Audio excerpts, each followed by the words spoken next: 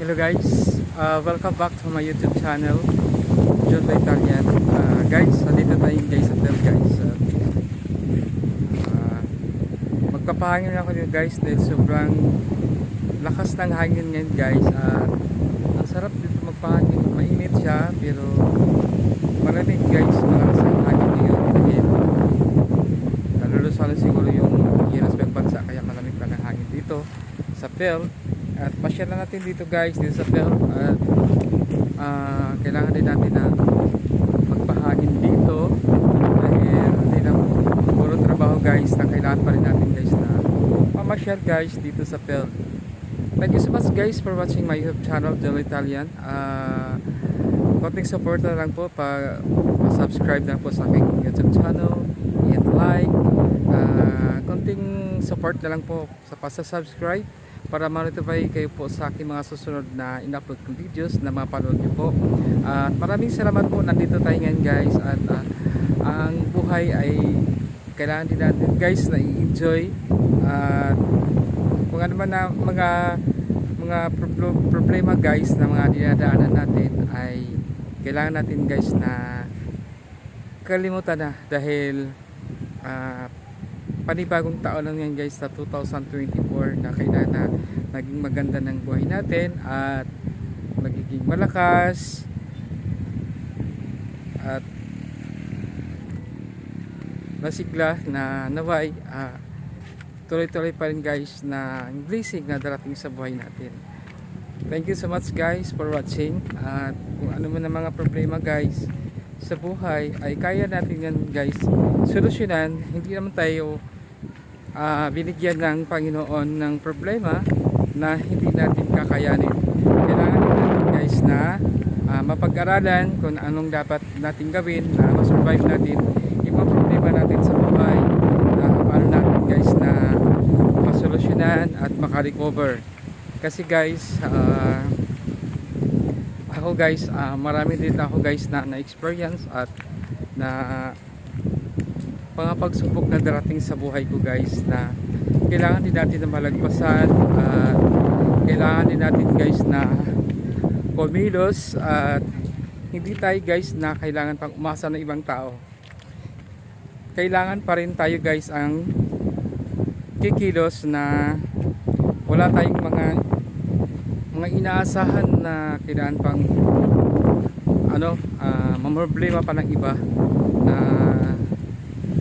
kaya pala natin na solusyonan yung problema natin na tayo lang.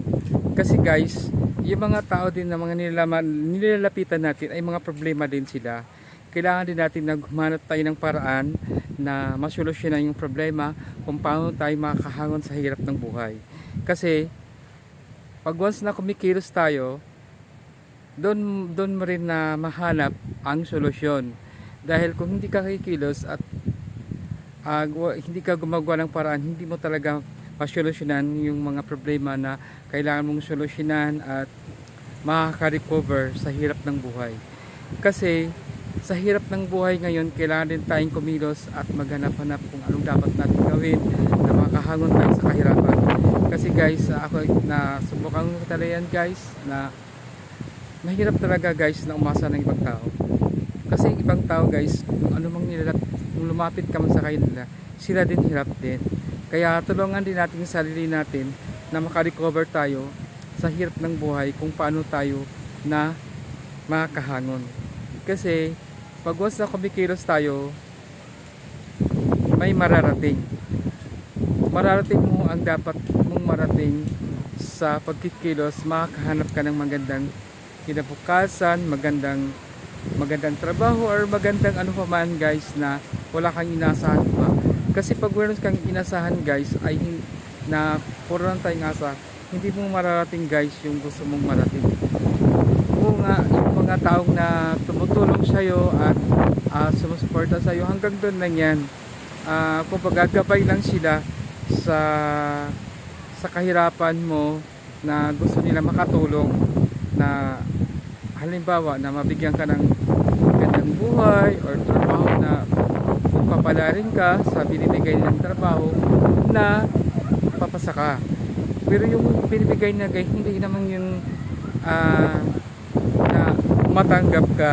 Ang kanila lang na subukan mo para kung matanggap ka o hindi, at least na napuntahan mo yung mga sinasabi nila na dapat mong puntahan kung papasa ka o hindi. Pag hindi ka papasa guys, ay hindi din para, hindi yon na para sa'yo. Meron pang trabaho na para sa'yo, na darating na para talaga sa'yo. Dahil yung time na yun ay hindi yun na sinasabi na yung trabaho yun ay yun na. Hindi yun. Kailangan mo pa rin hahanapin sa iba na apply ka pa rin ang apply para matanggap ka. Kasi meron din talaga na trabaho na naghihintay para sa'yo. Na yun na ang trabaho mo na hinahanap mo na para sa'yo. Hindi yun na yung iba ay mamalasakit lang yun, natulungan ka na makapagtrabaho ka kasi meron naman silang alam na kung hindi mo na talaga part na yung trabaho yun ay hindi talaga para sa iyo. May nag-aantay para sa atin na sa pagkikilos ay meron din tayong mapala at mararating. Kaya kung matanggap naman tayo sa trabaho, kailangan natin pagbutihin, pasalamatan at pagpatuloy at guys, mahalin natin yung trabaho natin guys na mapaganda at magiging mahusay at hindi naman sa guys na perfect naman tayo. Minsan meron talaga tayong guys na pag may karamdaman, pwede naman tayo magpaalam at na may naramdaman tayo kasi taong lupa lang tayo na meron tayong naramdaman sa sarili na minsan kakasakit tayo, ganyan. Huwag naman sa ganun, sana laging tayong malakas, bigyan tayo ng Panginoon na lakas ng pangangatawan na kaya nating gampanan kung ano mang ginagampanan natin sa hirap ng buhay na makarecover. At maraming salamat guys na sa mga taong sumusuporta at tumutulong para sa akin na gusto nila na makatulong din. Maraming salamat po sa inyo ay wala naman tayong sama ng loob dahil dapat natin magpapasalamat na meron silang ino-offer na ganong trabaho pero hindi lang talaga para sa iyo. At yung para sa iyo ay para sa iyo talaga 'yon. Na kailangan mo rin talaga. Kailangan rin natin guys ang pagkikilos. Sikap gawa kung meron man tayong business na dapat natin gawin. Kailangan din tayo guys na kumilos, na kailangan natin na matupad at marating kung ano mang negosyo kan dapat din guys pagplanuhin at pag-aaralan kung ano mang negosyo ang dapat nating gawin. Pero sa ngayon guys ay kailangan natin guys may routine tayo guys na sapat na trabaho para tuloy-tuloy pa rin guys yung financial support para sa pamilya.